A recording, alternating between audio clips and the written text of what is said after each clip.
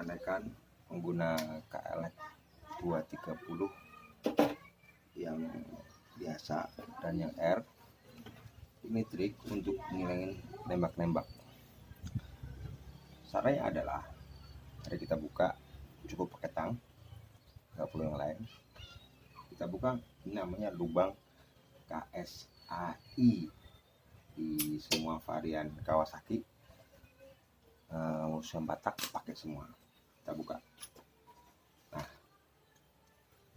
ini solusinya kita simpel.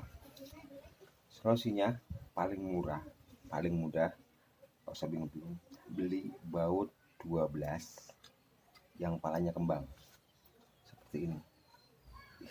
Ini baut 12 bautnya kembang. Cukup gini aja, simple cara pengapiasannya, nggak usah bingung-bingung. Jadi nggak usah selus masuk ke taruh. Ya ada nih. Sini kita balik lagi. Tuh. Oke, sudah terpasang. Dijamin nggak akan nembak-nembak lagi. Oke.